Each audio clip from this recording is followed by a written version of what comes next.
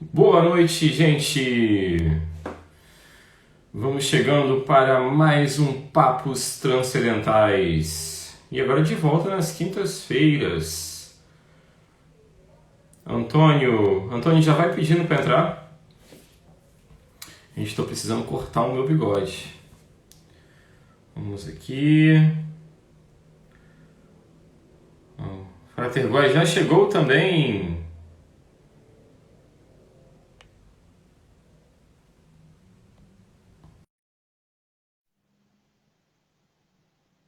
Vamos começar a nossa mais um Papos Transcendentais. Olá, Hoje eu não errei o nome, não falei papos, como é que é? Astrologia, papos astrológicos, né? Hoje finalmente eu acertei. E hoje nós teremos um convidado muito especial aqui, que é o Frater Goya, Anderson Rosa, um querido temos. amigo, professor, pessoal muito especial mesmo. Muita gente conhece, já fiz algumas lives com ele. Falei bastante sobre ele por Antônio, né, Antônio? Sim, tô bem curioso para conhecer, trocar ideias aí. É. Acho que vai ser bem legal. E hoje estamos competindo aí com o debate, não? O debate é daqui a uma hora, né? Não vamos competir, vamos Não vamos competir. cada um no seu, cada macaco no seu galho. Cada macaco no seu galho. Que hoje o papo aqui é transcendental, né? Exato. E hoje vamos falar sobre magia. Quais são as suas expectativas, Antônio? Olha, é um tema muito instigante, né? Ele acompanha, digamos assim, a humanidade, né? E como é, digamos, um conhecimento paralelo, sempre cria sei lá, uma curiosidade para algumas pessoas. No meu caso, estou curioso para saber. Outras pessoas gera medo. Então, é um tema instigante, né? E eu estou bem curioso para saber mais sobre esse conhecimento que é magia. Com certeza. Vai ser muito maneiro, muito legal mesmo. Sempre os papos com o Goya são maravilhosos. E os nossos papos aqui nos Papos Transcendentais, lembrando, gente, que a gente tem. E qual episódio a gente está? Quarto episódio? Quarto ou Terceiro. quinto? Acho que é o Acho que é o quarto, contando com quarto. aquele piloto que a gente não tinha nome ainda, né? Então teremos mais temas aqui. E se você também tem ideia, quer trazer Sugestões, algumas né? sugestões pra gente aqui, indicar alguns convidados, manda mensagem ou deixa nos comentários aqui da gravação depois pra gente, ou até comenta aqui na live. Mas se comentar na live a gente vai esquecer. Deixa o comentário depois.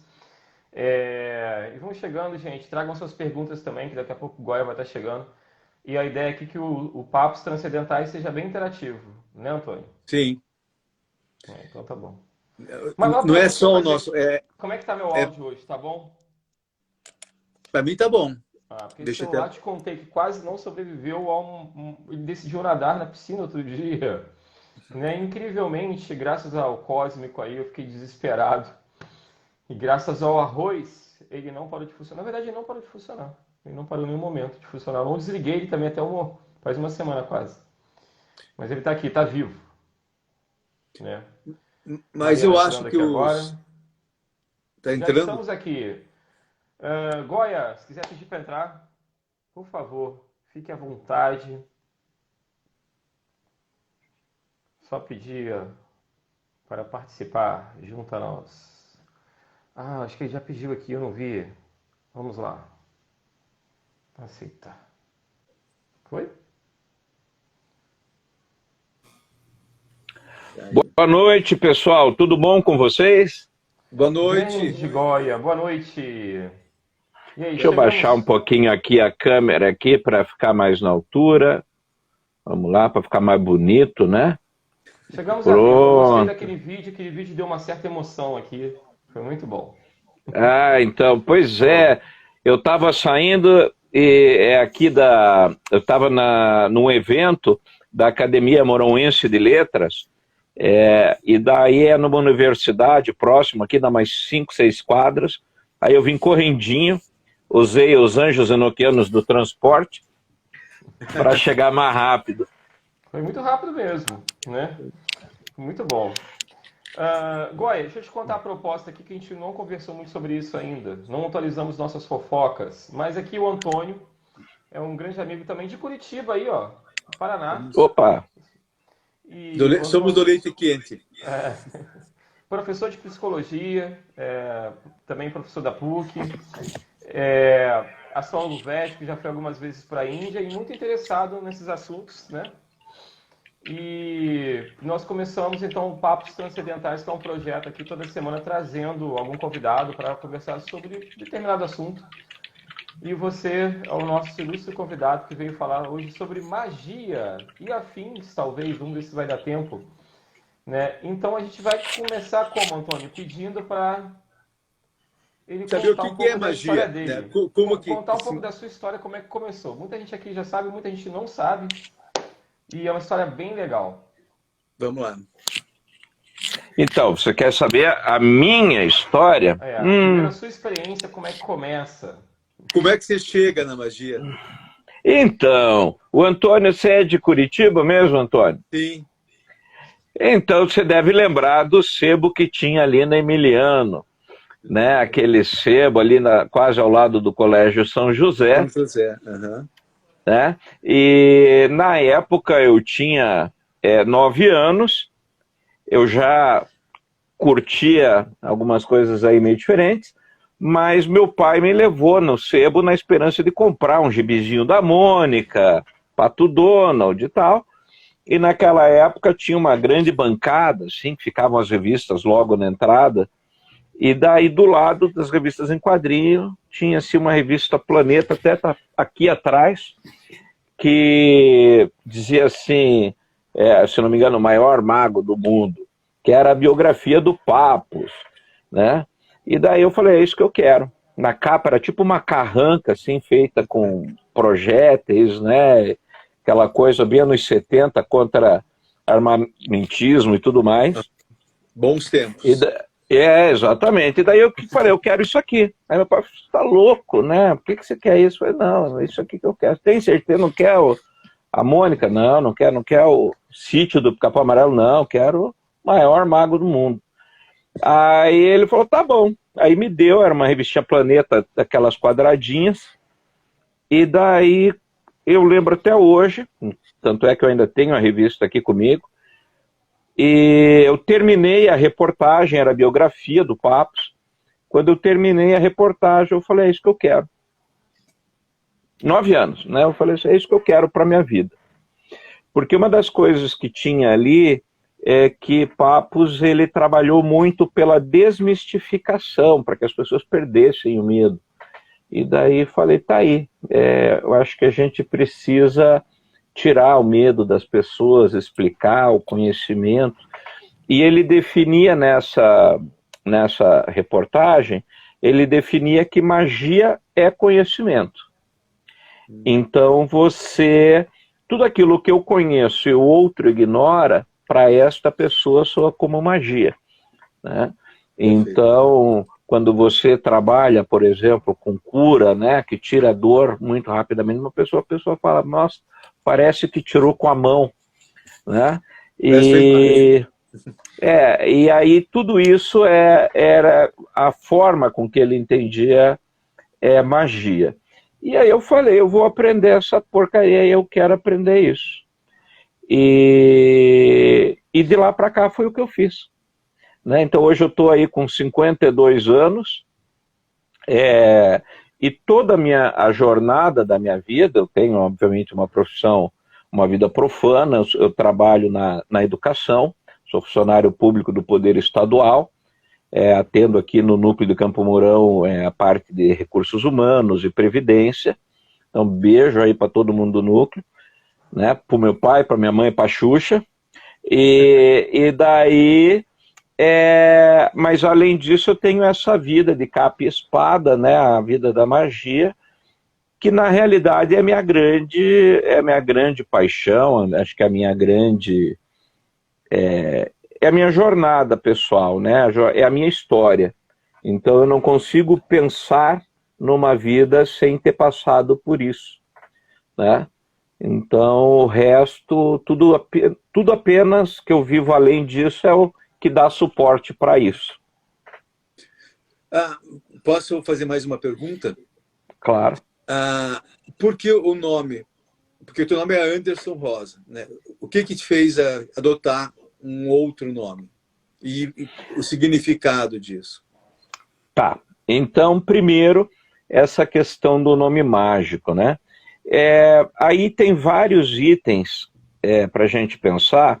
Então, assim, primeiro, magicamente falando, você domina aquilo que você dá o nome. Então, quando você pensa no nome dentro da magia, ele é uma coisa muito importante porque ele é o que te dá poder sobre aquela coisa. Se você pegar lá no Corão, por exemplo, você vai ver que Deus, quando criou o ser humano, lá criou Adão, ele chamou todos os seres e falou, ó, vou te ensinar o nome um por um, e você, quando souber o nome desses seres, você vai dominar sobre eles, né? Então, essa questão do nome é essencial, tem uma parte do mito de Ísis, depois dá para a gente conversar sobre isso, mas daí vem essa questão da importância. Então, nós temos duas coisas a considerar. Primeiro, o nome profano, né? Então, no meu caso, é Anderson Rosa, e que quando você, por exemplo, na sua vida profana, põe o teu nome sujo lá no Serasa, ou as pessoas divulgam fake news, ou divulgam notícias incorretas, aquilo afunda a reputação de alguém. Então, o seu nome é vinculado intimamente à sua reputação e à sua história, né? A identidade, então, né? A identidade, perfeitamente. E daí tem duas coisas a se considerar aí. Primeiro, que quando você está num grupo mágico, que nem o Círculo, uma ordem mágica, supostamente falando, não interessa quem você é. Então, quando você entra, por exemplo, num mosteiro zazen tradicional, você também perde a identidade, padres e freiras trocam de nome, né, porque a vida profana fica lá fora. Então, aqui dentro não interessa se você é o presidente da República, mas o banheiro tem que ser limpo e hoje é teu dia na escala. Então, você tem que se despir de toda a autoridade profana para você trabalhar em prol de uma coisa além de si mesmo. Então, essa é uma grande questão do porquê, magicamente, você ignorar o seu nome profano. O cara não dá a famosa carteirada. Você sabe com quem que você está falando? Cara, não sei e agradeço muito por não saber. Né? E aí o porquê do nome Goya. Todo mundo acha que é por causa do pintor, mas não é. Quando você é de Curitiba, você vai entender a referência. Eu, na época, participava lá do Grupo Lanteri, com aquela Teatro da Paixão de Cristo, fui vários anos dali, e daí eu escrevia, na minha adolescência, muita poesia, e as minhas poesias lembravam o material do Ian Curtis, do Joy Division, né? E aí eu tinha um amigo que ele me chamava de Joy Anderson. Ô, Joy Anderson, por causa das letras. E daí eu falei, pô, Joy Anderson, legal. E aí eu publicava aí no Largo da Ordem, tinha a Feira do Poeta, que se publicava aquelas poesiazinhas, né, impressa no tipo móvel, e daí eu falei, pô, vou botar ali o Goya Anderson, né, o Joy Anderson, só que eu falei, pô, Joy vai dar uma ideia errada, porque o nome Joy Division, da banda, vem dos campos de concentração, em que os soldados nazistas pegavam as mulheres judias para estuprá-las. E daí eles chamavam aquilo as divisões da alegria. Então é um nome extremamente pesado e que se eu utilizasse como o Joy Anderson ia descaracterizar essa parte. E daí eu falei, então não é isso que eu quero. Aí eu falei, vou jogar para uma outra língua. Aí eu falei, vou jogar para o Esperanto. Aí, alegria em Esperanto se escreve com G e J, né? Então fica Goja, com acento circunflexo no G, e se pronuncia Joia. Só que aí eu tinha um problema, que lá na Feira do Poeta não tinha acento circunflexo no G. Aí ficava Goja. Aí falou, pô, vai ficar pior ainda, porque eu vou ficar o poeta gojadinho, né? Não vai ficar legal. Aí eu me lembrei, pô, na Kabbalah, o I, o Y e o J têm o mesmo valor. Aí eu tirei o acento circunflexo, tirei o J, coloquei o Y e virou o Goya. E aí esse nome eu utilizo desde os 16 anos. Né? Um nome que me acompanhou e tem muita gente, inclusive no próprio estado, às vezes tem gente que chega na minha mesa e fala, ô Goya, pessoal, como assim, né? Quem é você? Né? Então hoje meio que, como eu tenho assim uma vida pública bem ativa, todo mundo acaba misturando um pouco, né? Então é Goya, é Anderson, né? Então fica isso. E fora, né, Antônio, que daí, além de ter essa coisa da descaracterização, ao mesmo tempo é uma proteção. Porque aí aquilo, como eu falei do Serasa, aquilo que acontece com o Goya não é o que atinge o Anderson. Então eu tenho uma família, eu tenho uma vida à parte da magia, né? E vice-versa. Então o que acontece no Estado não transpira na magia, e vice-versa. Então também é uma forma de proteção. Uma proteção aí do eu, né? Do teu ego, da tua identidade. Muito bom. Muito já, bom. Já que você é da área de psicologia, dá pra gente falar essas coisas assim, que fica bem interessante a conversa. Não, e faz sentido. Você ia falar alguma coisa, Cal? Não, eu ia só falar que a resposta foi muito boa, né? E faz muito sentido esse lance de não misturar, né, o nome no Serasa, ali, do Serasa do mundo espiritual também, né? Sim. E essa história também que eu já tinha escutado como é que você foi montando um nome, é muito boa também essa história. Bom, Olha, é o seguinte, hoje as perguntas aqui são para o público, então não esquece como aluno de magia, porque eu vou perguntar umas coisas que eu já sei. Tá. Mas é para a galera mesmo, né, Antônio? É para o pessoal que está chegando, o pessoal que vai assistir gravado. E a gente tem uma primeira pergunta, mas Antônio, você ia falar uma coisa antes? Eu ia lembrar, né, uma das razões também que a gente pensou no Goya é que você vai fazer uma vivência agora no final do ano. Isso. Né, trazendo muito vivência conhecimento, né, sobre isso. Em Nazaré Paulista. Então, depois final, deixar as informações, senão depois eu esqueço também e a gente vai passando isso no meio. Eu estou tentando arrastar o Antônio. Tentarei. Mas eu fiquei curioso, eu queria pegar um gancho aqui da história do nome e do simbolismo, né, que você já usou da Kabbalah, digamos, da frequência, os valores do Y, J e o I, né? Então, assim, a minha questão, assim, até que ponto o simbolismo ele está integrado com a magia, né? Porque tenta dar uma conectada nisso, porque eu acho que tem muito a ver, pelo que você já colocou do nome, né? Então, eu acho que as questões simbólicas estão muito relacionadas. Tá. Na realidade, assim, eu sou um apaixonado pela parte de símbolos, mitos, história antiga, então eu sou um verdadeiro apaixonado. Eu tenho aqui toda a obra do Junito Brandão, né, que é um famoso mitólogo aí brasileiro, né, falecido já, que dava palestras aí para o pessoal da Sociedade Junguiana, né, fabuloso. E além do Junito, o Joseph Campbell, toda essa turma sempre pirou a minha cabeça, né? E aí o meu entendimento, eu acho que é assim,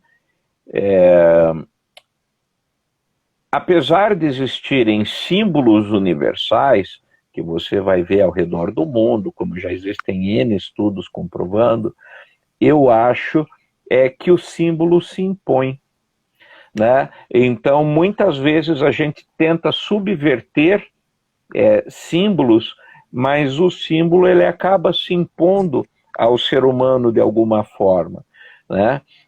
Eu acho que o símbolo em si ele é uma coisa viva e que de certa forma nos molda, né? Então a gente vê que nós saímos dos hieróglifos para uma escrita cursiva, e hoje nós temos uma vida baseada em emojis, ícones, né? Nós estamos memes, então nós voltamos para uma escrita pictográfica, né?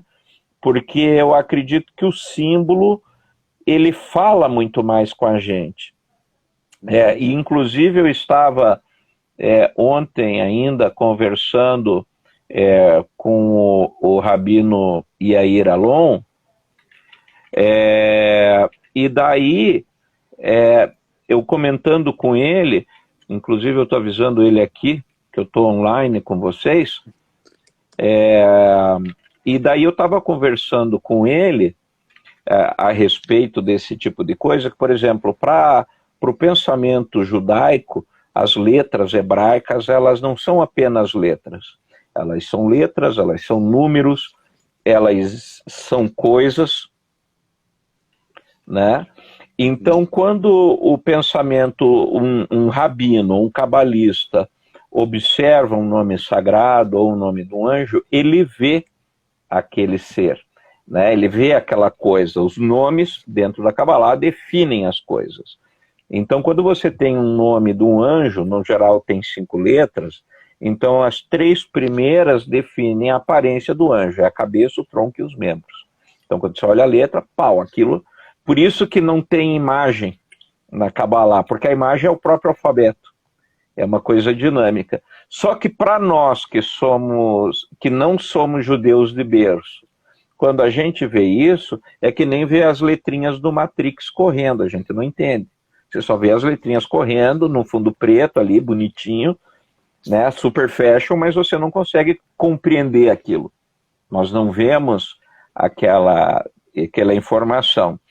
E aí, quando você joga, por exemplo, para o tarô, que nem o Cal já conhece, né, ele inclusive trabalha aí com o Eito, o Toth, né, o tarô de Crowley, o tarô ele é baseado na Kabbalah, pelo menos alguns tipos de tarô, como o Golden Dawn, o Waite e o próprio Crowley, então eles são riquíssimos em simbolismo.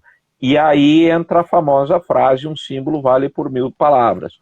Então quando você olha uma carta de tarô, aquilo, entra devastando a tua cabeça e vai lá para o fundo, né? Então hoje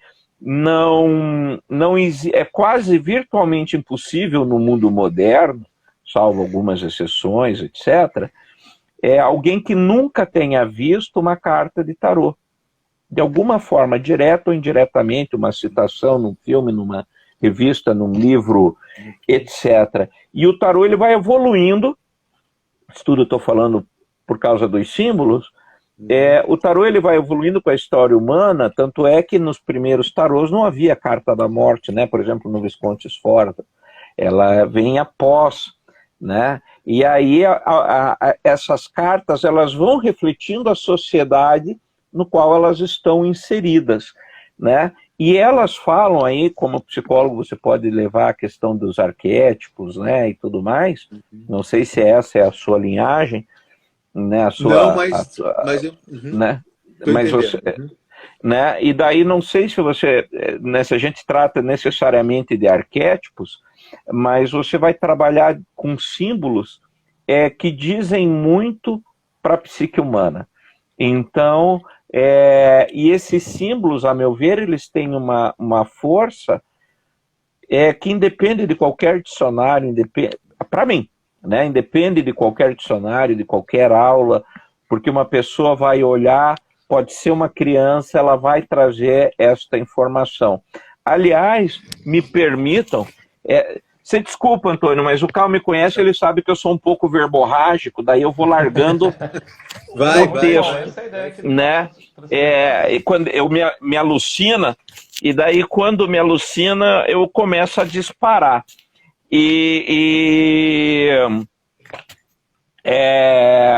daí tem um material que é esse livro aqui, o Codex Serafinianus, do Luigi Serafini, que é um italiano. Olha o tamanho dele comparado com a minha cabeça, olha a idade do livro. E daí, esse livro aqui, se você observar, deixa eu pegar uma página qualquer, ele tem uns desenhos muito psicodélicos e o texto ainda mais, olha aqui, ó. Uhum. Né? E aí, quando você pega...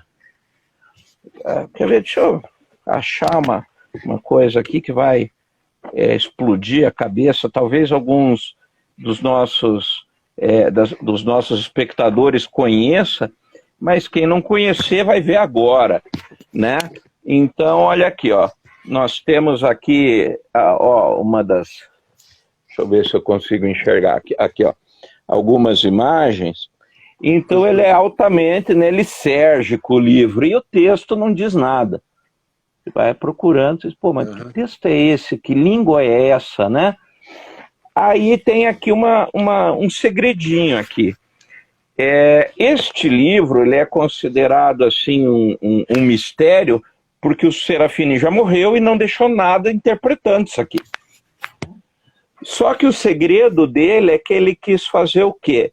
Quando você é criança, o teu pai, tua mãe lá, te dá um livro de historinha, e daí você vê que a criança começa a olhar para o livrinho e vai contando uma história que não tem nada a ver. O Cal aí que tem criança pequena em casa sabe, né? Ele começa ali o coelhinho, dali a pouco o coelho já foi para não sei aonde, e daí ele entra na nave espacial porque ele conversou com o dinossauro, e daí pira. E o Luigi Serafini, ele quis trazer esta mesma expectativa para o leitor adulto. Ele disse assim, vamos voltar a ser criança? O que você quer que esteja nesse livro? O que você quer que esse livro signifique para você? E aí é você que vai contar essa historinha. Então é um livro, nem sei quantas páginas tem, mas deve ter mais de 500, 600 páginas, ricamente ilustrado, e que ele deixa totalmente aberta a sua leitura, para você decodificar o livro. E o que você disser tá bom.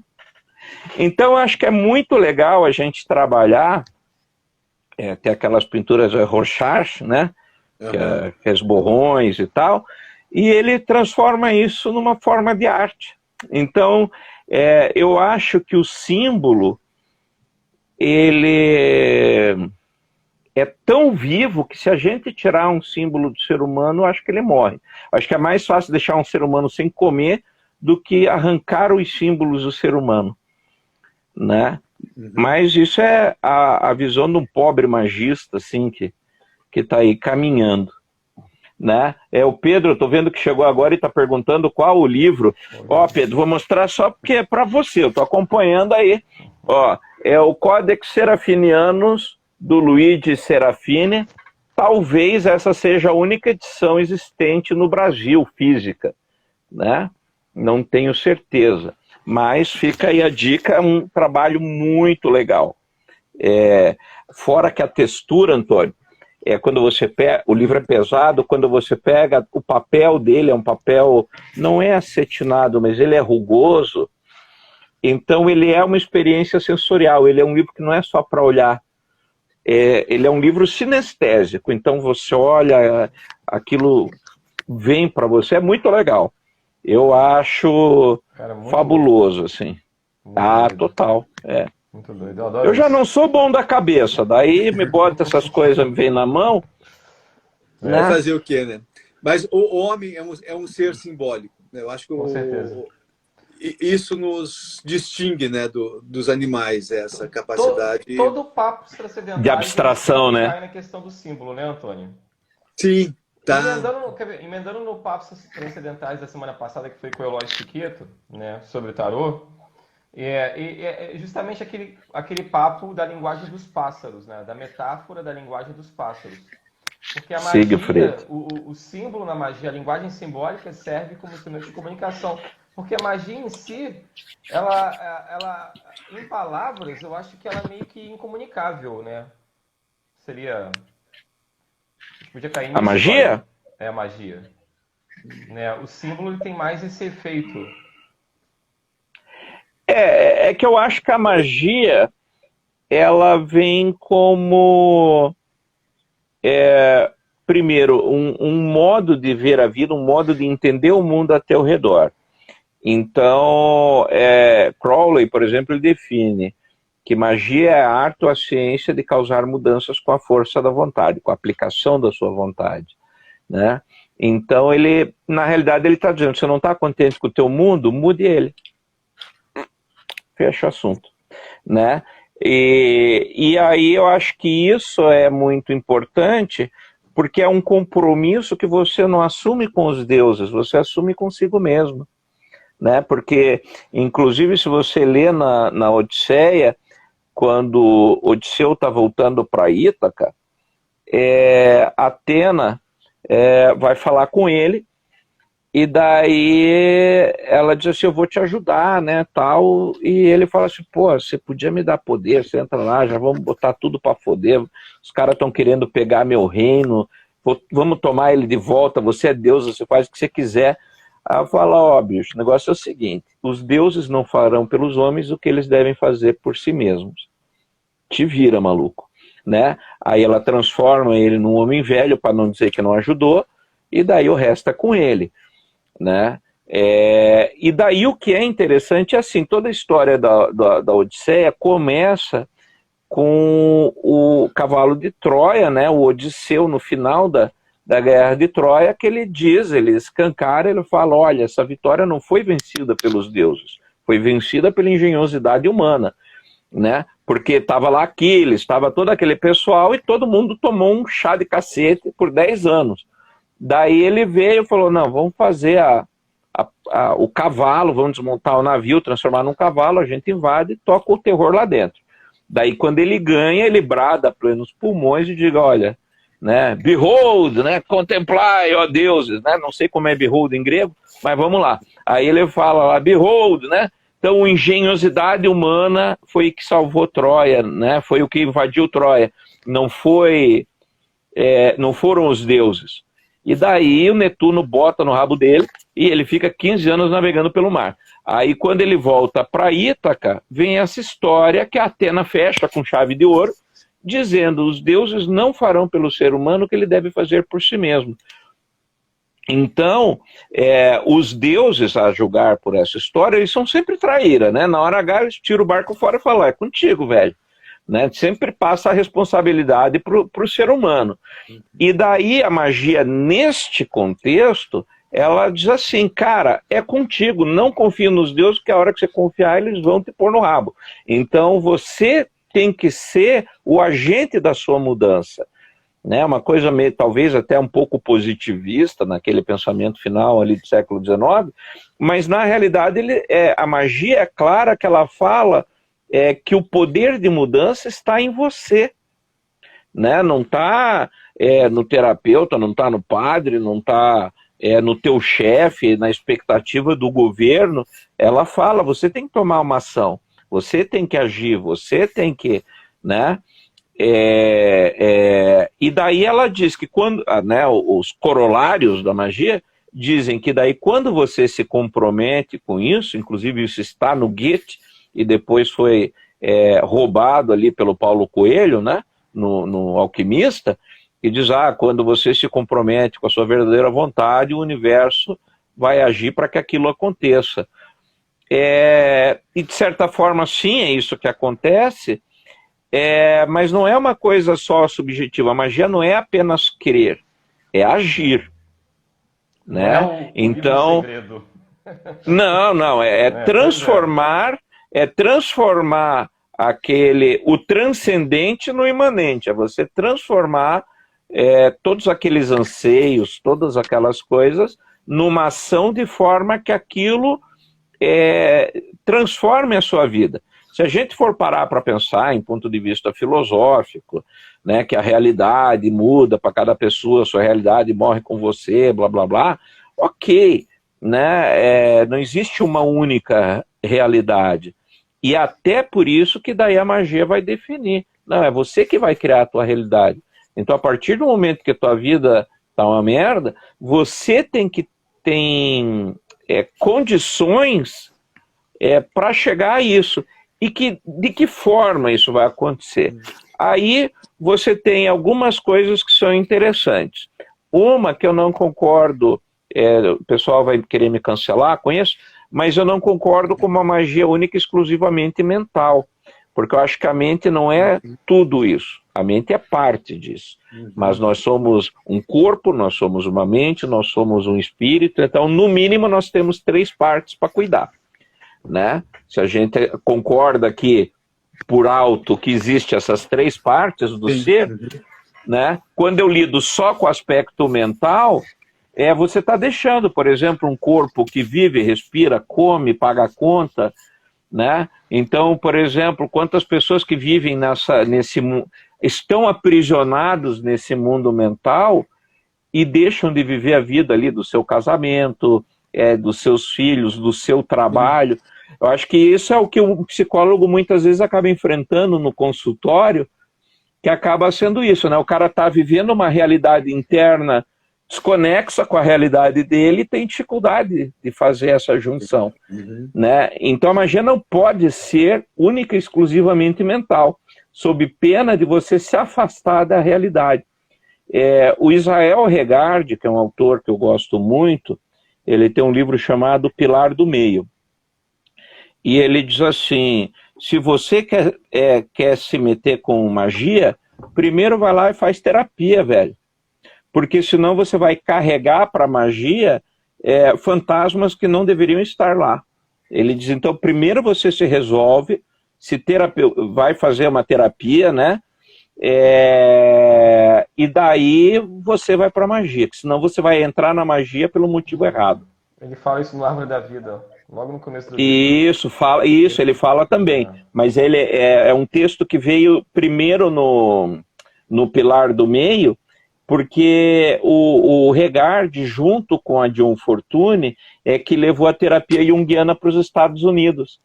Então eles foram os introdutores da terapia junguiana lá, e ele tinha muito esse viés, assim, ele separava muito o que era coisa de consultório com o que era coisas de magia.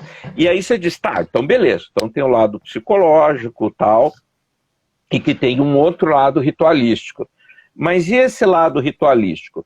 O lado ritualístico, eu defendo que ele deve ser tão psicodélico quanto o Codex Serafinianus e quanto os primeiros discos do Pink Floyd, porque é essencial que isso aconteça para que a mente não pare para pensar sobre isso. Porque o objetivo da magia é falar para o espírito e não para a mente. Então, quando você faz uma magia que agrada a sua mente, você desagrada o espírito, porque você vai ficar no conforto, naquilo que te é confortável, né? Então, você tem que sair disso. Então, os grandes rituais de magia, eles têm, por definição, inclusive, né, o Antônio, que como eu suponho que esteja numa idade próxima a minha, deve lembrar muito de um filme chamado Um Homem Chamado Cavalo. Lembra desse filme? Né? E no Homem Chamado Cavalo, que aparece, inclusive indico para quem estiver assistindo que veja esse filme, porque lá coloca muito bem como era o processo xamânico lá dos índios Sioux, que eram processos que envolviam dor física. Por quê? Porque aquele processo, que na yoga também vai acontecer, o objetivo é que chegue num nível de dor que você transcenda o corpo. Então, do mesmo jeito que uma chave, que um botão de luz, um disjuntor, quando ele esquenta, ele desliga, então a ideia dos rituais de iniciação e grandes rituais na magia, pelo menos os mais interessantes, eles vão sobrecarregar a tua mente, a ponto dela desligar. Aí quando a tua cabeça desliga, a razão desliga, aí ele diz, agora eu vou para o campo que me interessa. Aí se você quiser chamar de inconsciente, etc., daí vai para essa área. Só que o legal é porque daí o ritual ele vai trabalhar num outro âmbito, que não o âmbito da razão. Então, por isso que o ritual tem que ser psicodélico, de preferência não faça sentido, e que de preferência esgote você. E aí os rituais vão ser duradouros, vão ser repetitivos, vão ser chatos e não vão fazer o menor sentido. Quem é meu aluno e, por exemplo, pratica ou já fez o ritual menor do pentagrama, que a gente brinca, muitos chamam de dancinha, percebe que o ritual do pentagrama é uma coisa totalmente idiota, pelo menos para quem analisa de fora. Porque o objetivo dele não é para agradar a tua razão, é para falar com o seu espírito. Então ele tem que ser idiota para que a tua razão diga assim, não vou nem dar bola. Daí ele passa reto. Ele vai para trás da razão, né? E assim todo o ritual. Então aí se você pega Humberto Eco no Pêndulo de Foucault, onde ele faz um estudo ali da magia e de religião comparada, ele fala, né, da necessidade de todos os rituais serem circulares, porque se o cara anda em linha reta, ele começa em Campo Mourão e termina em Maringá, né? Então ele tem que ser circular, faz um sentido isso, mas todo ritual ele tem que ser esdrúxulo, e ele vai encontrar paralelos com o ser humano, mas que não serão tão evidentes. Porque quando ele começa a ser muito evidente, ele perde o sentido, né? Tem uma pergunta que alguém falou agora há pouco sobre a gente ter controle sobre a própria mente. Eu acho que é algo que minha opinião pessoal, eu acho que é algo que se deseja, mas é algo que nunca podemos ter. Porque o dia que a gente tiver isso, a gente mata a essência da própria mente, né? O yoga minha não opinião. Rola isso. Oi? No yoga não rola isso, é um mito também. Né? É um mito, né? É algo que se deseja, mas não que se obtém, né?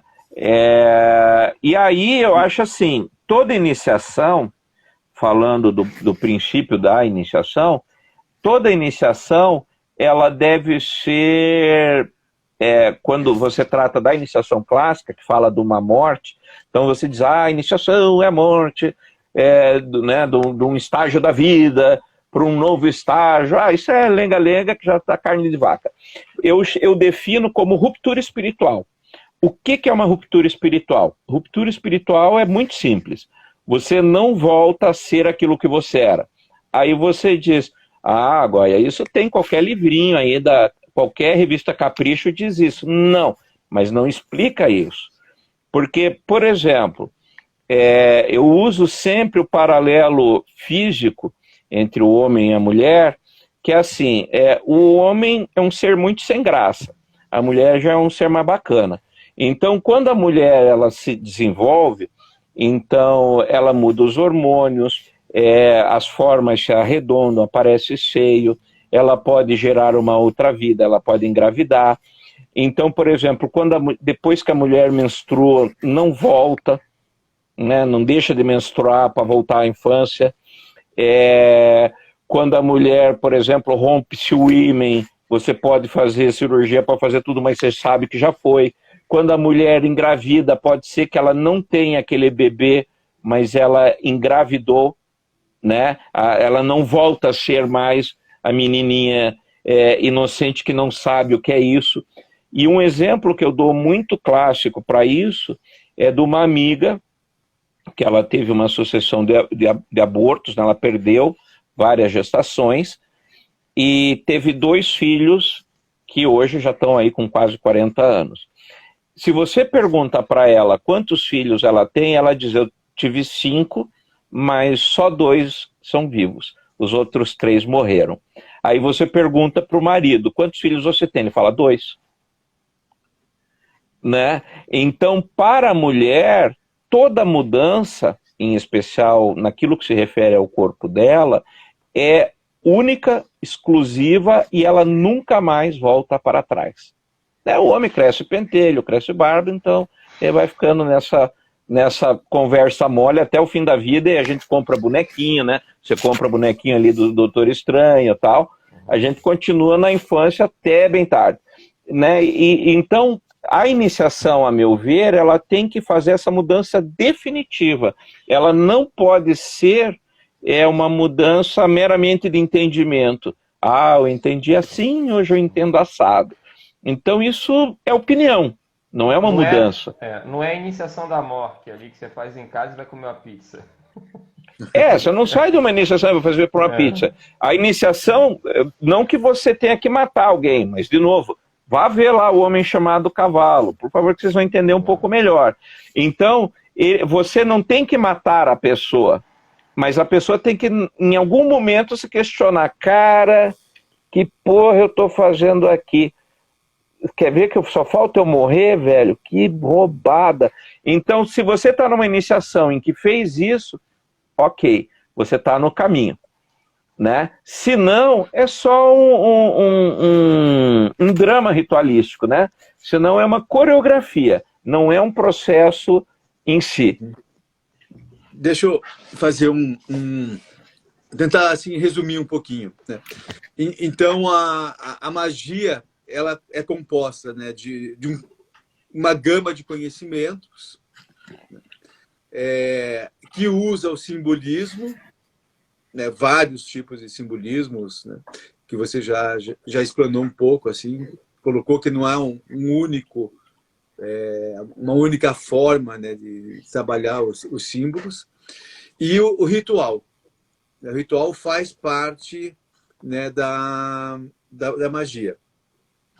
Esse processo ritualístico, ou os ritos de passagens, né, que a gente muda de um estado para outro, né? O casamento na nossa sociedade ocidental é um rito de passagem, né? Você deixa de ser solteiro para entrar num estado de casado, né? E depois nunca mais você volta a ser solteiro.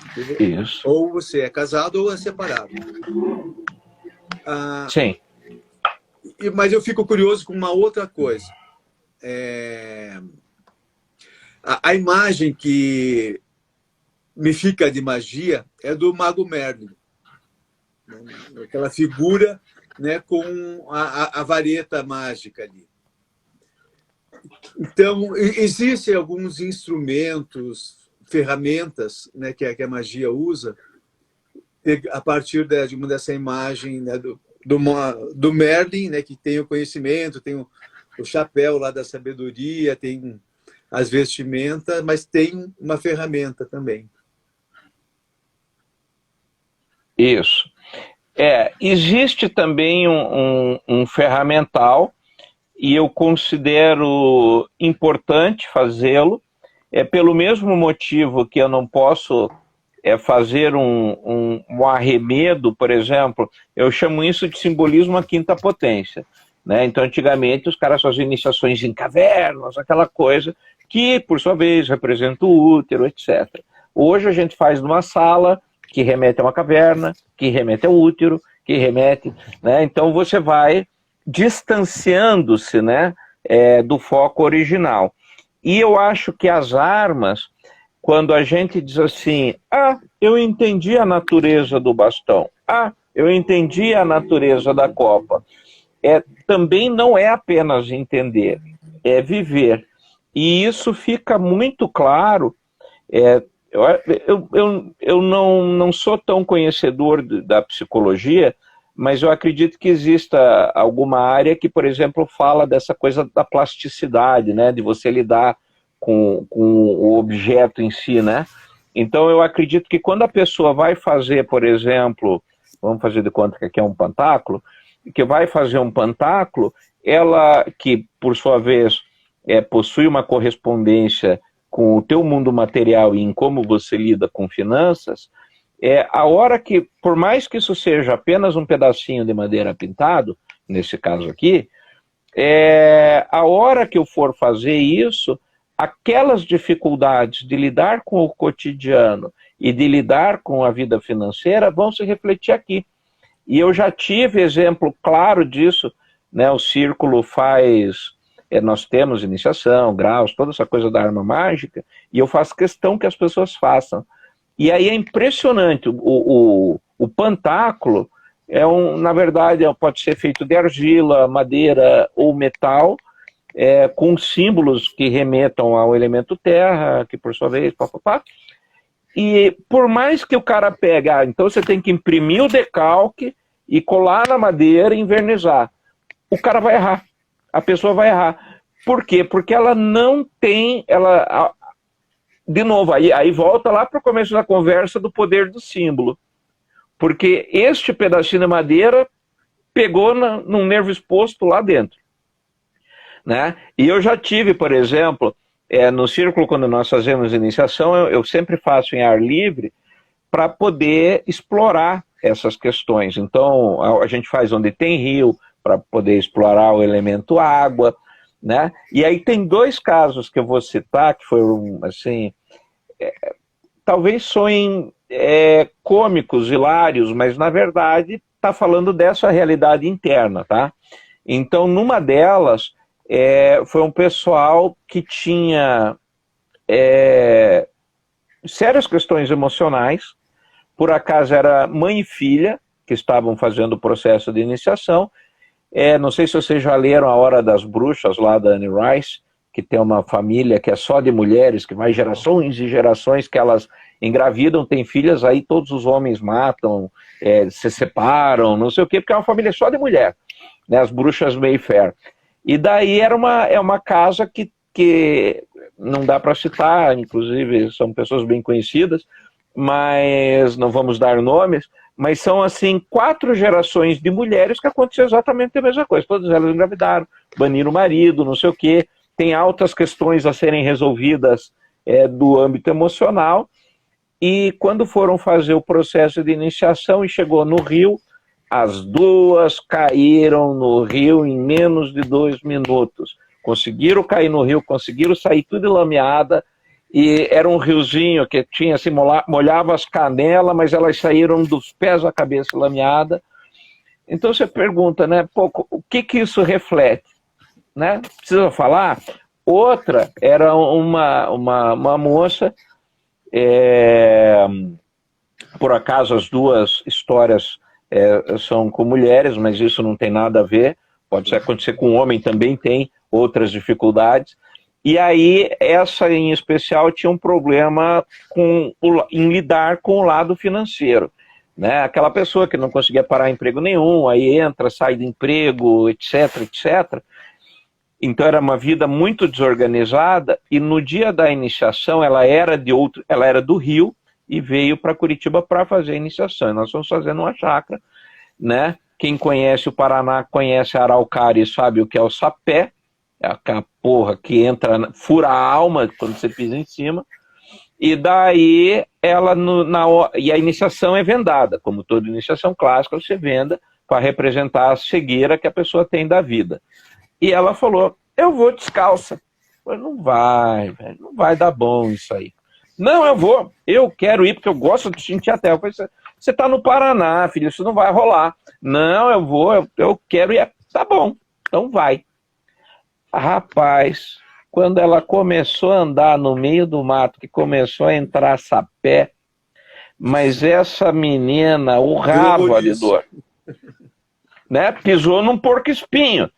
E então, assim, e eu estou contando essa história porque em nenhum momento do ritual a gente fala, olha, você vai passar pela prova da terra, olha, você vai passar pela água. Então não é assim, você apontou e a pessoa deslizou porque aquilo acionou. Não, aconteceu online, né? Tem uma iniciação que eu fiz uma vez que diz assim, quanto menos você conseguir enxergar a si mesmo, mais os outros verão você mais claramente. Então, tudo aquilo que você esconde, você como o Antônio, como psicólogo, pode me falar isso, tudo aquilo que você faz a força tremenda para esconder, vai surgir na terapia, você vai escorregar. Você pode fazer tudo o que você quiser, mas se na tua frente está um bom terapeuta, uma boa terapeuta, você vai escorregar, né? E é da mesma forma aconteceu com essas pessoas, independente de você apontar, né? Vai fazer o pantáculo, vamos trabalhar com o bastão, isso vai trazer aquele conteúdo para fora. E aí todo mundo vai ver você pelado.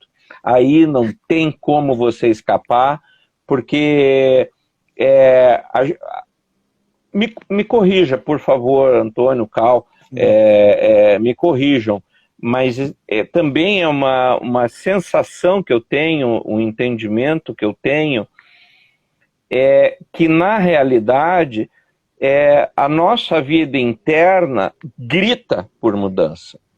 Né? Então a nossa vida interna, quando você tem alguma crise, por mais que você diga, não, eu me controlo, eu me conheço, homem, conhece-te a ti mesmo, e todos os chavões que você conhece, não adianta que a sua vida interna, a sua psique, o seu espírito, a sua alma vai exigir que você tome uma ação, e em algum momento ela vai aparecer, ou como uma crise, um surto, qualquer coisa do gênero, porque o que você não consegue é tapar para sempre as coisas que você tem que resolver, né? E aí nesse quesito a magia é uma grande ferramenta para ajudar o ser humano nesta mudança de paradigma, e aí é que você vai fazer a mudança da tua vida. Uhum. Né? Então não é apenas uma mudança mental, não é apenas eu entendi melhor, né? Isso vai passar pelo físico também. Olha, é muito semelhante com um processo terapêutico, né? Porque usa, digamos assim, elementos projetivos, né? O ser humano também ele projeta em tudo, né? O seu eu, o seu self, a sua essência ou o seu inconsciente, dependendo da linha que você vai trabalhar dentro da psicologia, né? E digamos assim, a natureza humana saudável é você ser você mesmo. Isso. Né? Deixar de viver papéis sociais, tem que ser um bom e bem-sucedido funcionário, sei lá, de uma multinacional, um CEO, né? Enquanto que dentro de você quer ser um professor de história. Isso. Perfeito. Então, exatamente. A realização a gente, muitas vezes nós sofremos porque você vive um papel que foi imposto, ou você acredita que foi imposto. Né? Às vezes ninguém impôs, sim, mas, né? Mas você, por influência externa, você diz, não. A gente em telema, né, quer dizer a vontade, né, em grego, em telema, você sempre começa perguntando qual é a sua verdadeira vontade. Aí a pessoa diz assim, não, minha vontade é ter dinheiro para poder viajar. Não, o dinheiro é meio, ele é o que vai possibilitar você viajar. Né? Então a tua vontade é viajar. E o exemplo que eu dou é que eu conheço o Brasil inteiro, viajei o Brasil inteiro, às vezes com 10 reais na carteira e voltei com 10 reais na carteira, porque as pessoas me pagaram para me ouvir falando. Então a minha moeda de troca é o meu conhecimento. Né? E às vezes você diz, não, então o que quer ter sucesso? Ter sucesso eu tenho que ter um carro, um casamento, um apartamento. Será? Né? E aquelas pessoas que de repente não têm o menor tesão em ter um casamento, por exemplo, e se obrigam a casar porque ela aprendeu que socialmente ela precisa casar. Sim. Pessoas que querem percorrer o mundo de mochila, mas aprendem que ele tem que ter um apartamento porque ele tem que mostrar para o pai, para a mãe, para a sociedade que ele tem sucesso. Né? Aí eu vou fazer o sonho. E aí joga a vida fora. Sim, com certeza. Mas é muito semelhante à terapia. Eu só queria voltar também, que foi feita aquela pergunta sobre a mente, para que eu também desse uma opinião. Né? Dentro da psicologia, a gente separa o que é mente do que é cérebro. Cérebro é todo o processo neurofisiológico, elétrico das funções, né, de sinapses nervosas. A mente, ela é um resultante de um processo de pensamento, né, que é embasado pelo cérebro. E até hoje, em termos de ciência, nós não temos conhecimento suficiente para dizer que a gente conhece a mente no total. E não sei se vai ser possível a gente chegar, né, nesse ponto, enquanto ciência, porque cada vez mais parece que a gente é que nem aquela casca de cebola, você abre, tira uma casca, parece outra, e a gente está, né, nessa descoberta, né, tanto da questão da neuropsicologia, né, ou de neurociência, trabalhando a questão do cérebro, quanto também a questão da psico, né, que tem a ver com o estudo da psique e dessa mente que é uma mente não só racional, né, mas também ela tem elementos de memória afetiva, de desejo, de sexualidade, que é muito maior do que a gente imagina. Gostaria de saber qual a abordagem do psicólogo que está falando. Tá. A minha abordagem é fenomenológica existencial. Eu uso também e tenho uma formação em psicodrama, né? E aí, minha esposa também. Ah, é? Olha, ela se formou aí na Sociedade de Psicodrama. Ela fez especialização, Olha lá, talvez vocês se conheçam. Depois a gente se fala, né, em off aí. Então, eu usar a arte, né, como uma forma de expressão, a dramatização, é esse processo que, às vezes, a pessoa dramatizando, aquele eu emerge, né, além daquilo que se perde o controle, né, da racionalidade. Então, essa é a minha abordagem, uma abordagem investigativa, né, porque cada pessoa tem o seu próprio elemento existencial, a sua essência, e vai se manifestando da sua forma, e aí que a gente faz um trabalho conjunto, né? Não é um trabalho de adivinhação ou diagnóstico, né, na terapia, que daí eu acho que é muito próximo do que você vem falando aí, Goya. Não é um achômetro, né? Não. Nem um carimbo, né, de diagnóstico, né? Então, tão comum hoje, né? Todo mundo é depressivo, ansioso. Fala, Cal. Tem uma pergunta, Goya. Antes de eu chegar nessa pergunta, eu vou explicar, contextualizar um pouquinho. Você estava falando sobre o processo, né, mental, assim, da magia e tal, eu me lembrei de uma coisa. Mas para chegar nisso, eu vou ter que falar uma outra coisa também. Começou minhas viagens aqui, Antônio. Cal, eu só estou preocupado agora com o tempo. Se a gente não faz uma parte 2 desse papo. Não, vamos aqui mais uma pergunta aqui. Uma pergunta. Tá, por causa do... Não, relaxa com o debate. Olha só, aqui o papo é transcendental. É que você está muito curioso com esse debate. O debate foi gravado. Eu acho que vale mais um. Preconceito com magia do caos, né? Mas quando eu comecei a ler, assim, o material dos criadores da magia do caos, o material do Phil Hine e tal, eu comecei a pensar, cara, como professor de yoga, né? Como isso parece muito com yoga.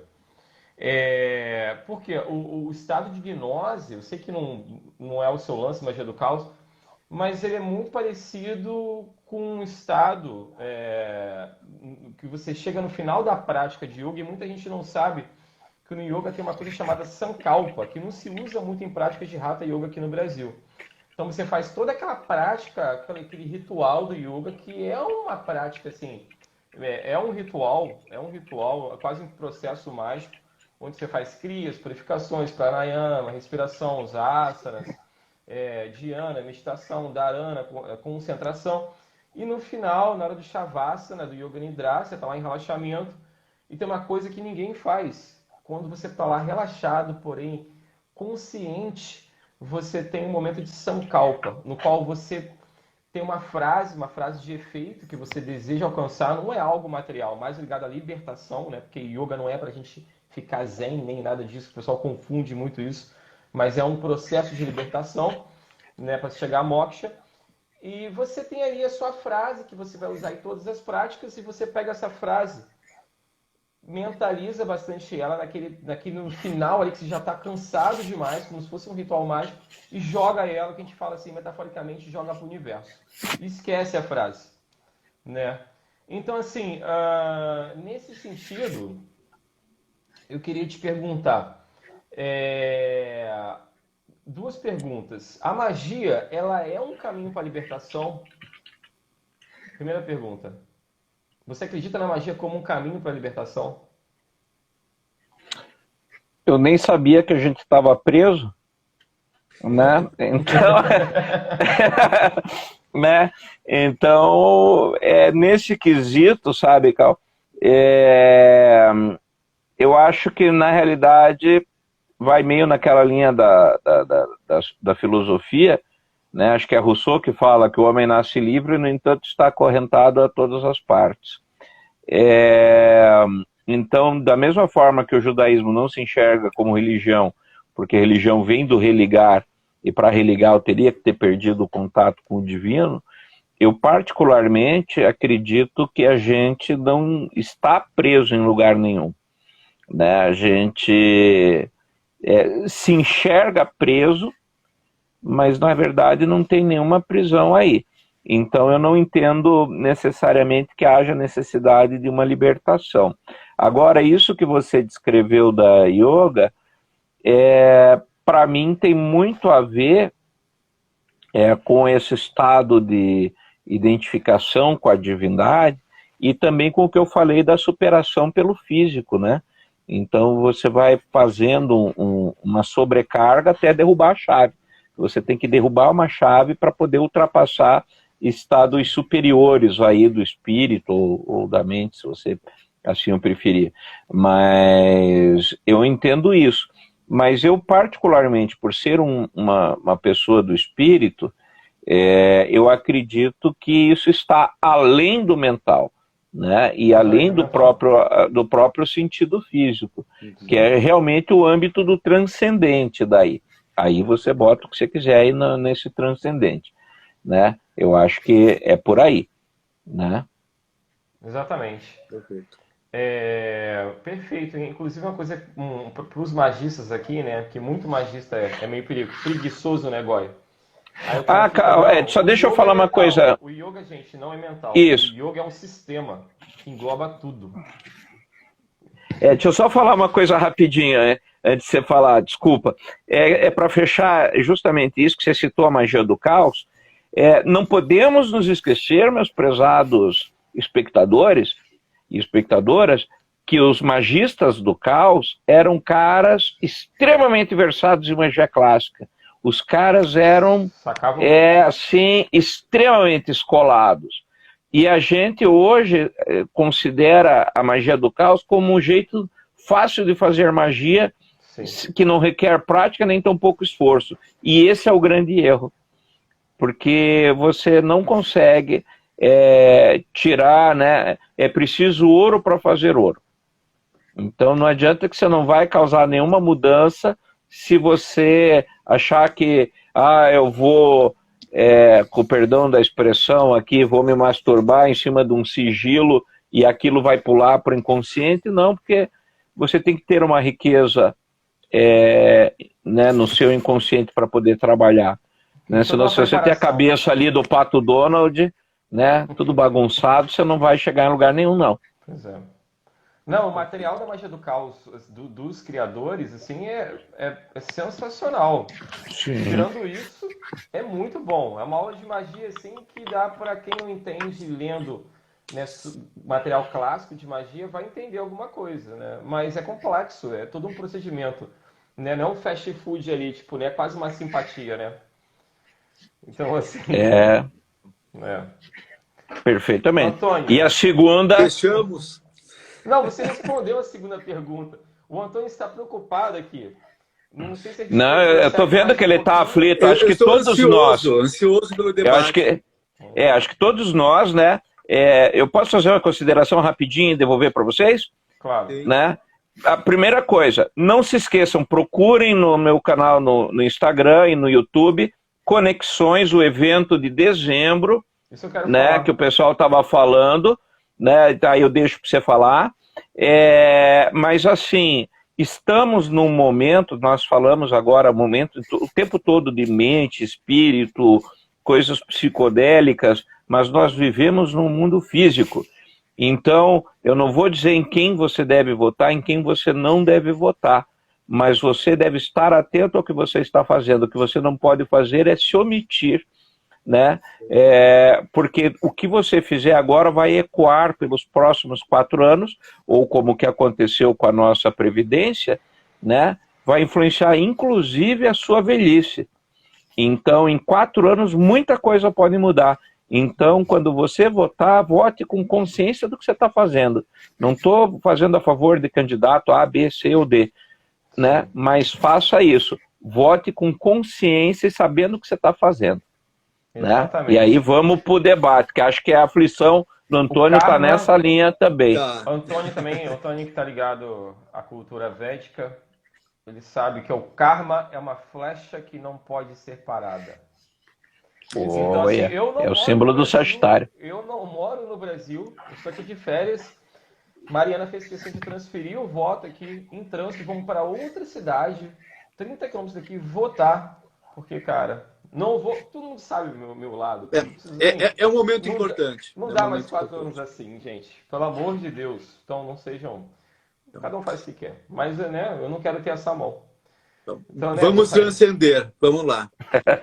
Vamos transcender, papos transcendentais. Vamos ter que acabar fazendo uma segunda parte outro dia aqui com o Goy. Como semana que vem já tem convidado, que é a Helene Bianconi. Vamos ver se a gente traz depois o Goy aqui de novo. A gente continuar esse papo, estava muito bom, acho que a galera está gostando. Vai ficar gravado. Gente, lembrando, vou falar logo hoje aqui, no final do ano, né, Goy? Vai ter uma vivência que eu acho até que eu vou e estou querendo arrastar o Antônio para ir comigo. Né? Vambora! E quem quiser saber mais, também procura a Samanta do Espaço Mercabá. E fala só um pouquinho rápido aqui sobre a vivência, Goya, para a gente fechar. Tá. Vão ser 3 dias que não é um curso. Você não vai lá fazer curso comigo. São 3 dias de práticas. Nós passamos aí os últimos 2 anos, né, com a pandemia, tivemos que nos afastar. Então, é o espaço que eu quero justamente buscar a conexão com o meu público, com as minhas pessoas, para a gente colocar em prática tudo aquilo que estudou. O Cal mesmo estudou Enoquiano, estudou Kabbalah, então é hora de praticar. Né? Então vai ser um momento para se colocar em prática tudo isso. Né? Se eu posso resumir o evento, vai ser 3 dias para você estar com pessoas interessantes, fazendo coisas interessantes, né? E justamente fazendo aquilo que o online não permite, que é ter o contato. Né, Antônio, você que aí é da área do psicodrama. Né? O cheiro, o abraço. Né? Você que é da escola do Moreno, você sabe, né? A gente precisa desse contato. Precisa. Eu agora estou tentado aí, louco aí, que eu acho que vai ser demais, gente. Espaço Mercabá paga nós, estou brincando. Vamos nos encontrar. Vai ser muito bom, porque realmente eu acho que quem curte, quem fez os cursos também com o Goya, ou quem não fez, eu acho que a experiência é muito válida. Né? Acho que vai ser muito legal. Por hoje. E é isso, gente. Gratidão. Obrigado. O Papos Transcendentais volta na quinta-feira que vem, da outra semana. É óbvio, né? Porra, seria quando? Então vamos lá, quem quer assistir o debate. Vai ficar gravado aqui. Goya, muito obrigado pela sua presença. Vai ter que vir aqui de novo. E eu quero a permissão de publicar no YouTube. Obviamente, obviamente. Concedida com prazer. E pode baixar e publicar no YouTube. Nos marca lá também. E é isso, vai ser em Nazaré Paulista a vivência. Muito bom, gente. Então, nos vemos na próxima quinta-feira. É isso aí. Antônio, Goya. Beijo para vocês, para todo mundo que está aí assistindo. Esquecemos hoje do esqueci. Para fechar nossa sessão aqui do Papos Transcendentais. Um gongo.